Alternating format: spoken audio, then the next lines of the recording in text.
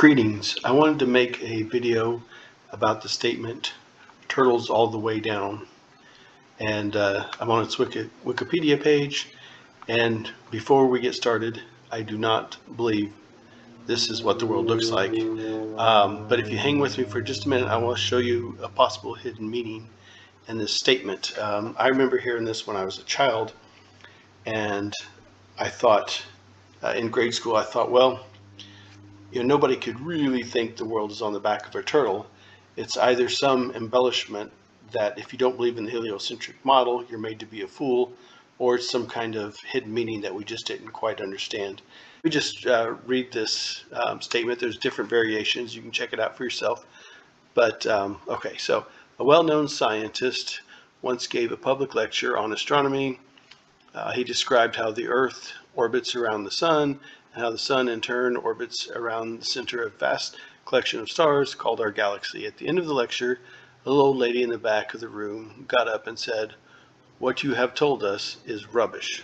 The world really is really a flat plate supported on the back of a giant tortoise."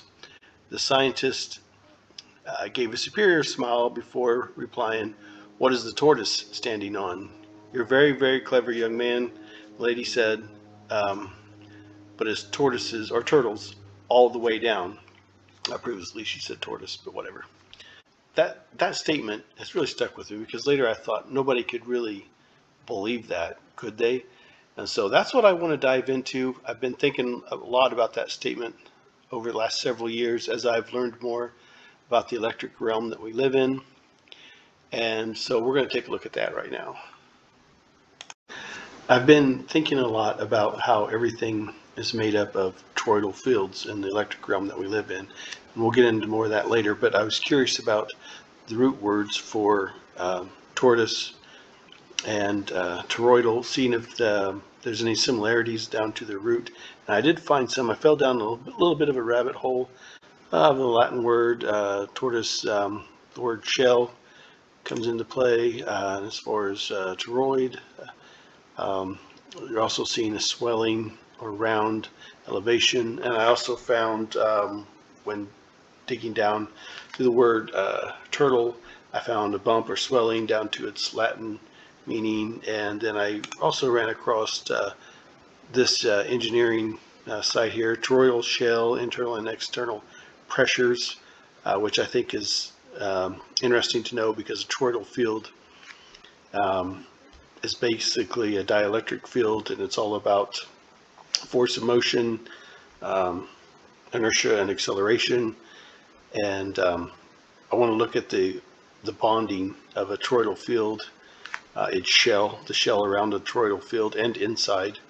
And we're going to take a look at that, as the toroidal field is the building block for everything that we experience in life.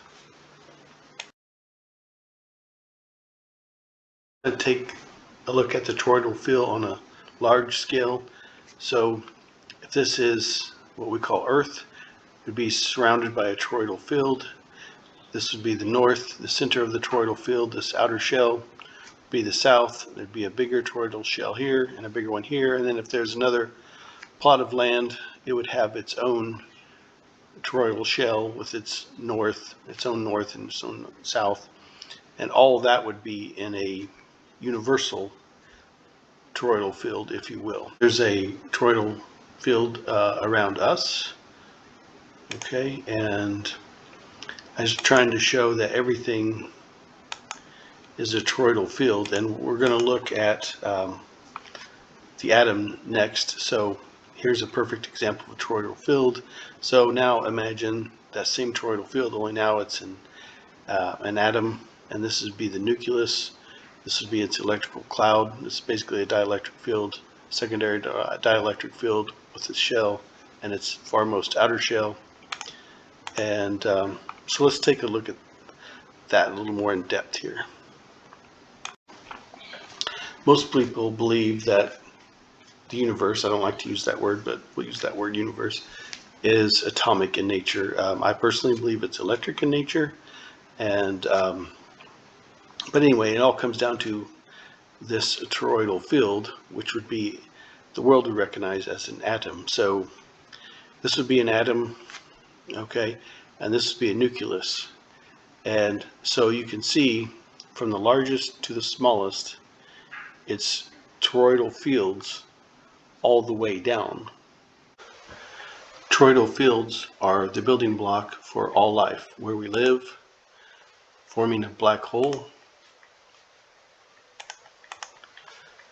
A black hole is a toroidal field with a dielectric field in the center.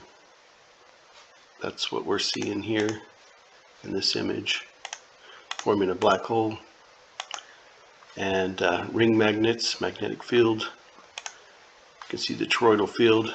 These magnets are just a disturbance into the ether, which is pressure, electrical pressure, voltage, if you will. Electric motors. And all the way to us, the clothes we wear, and everything around us.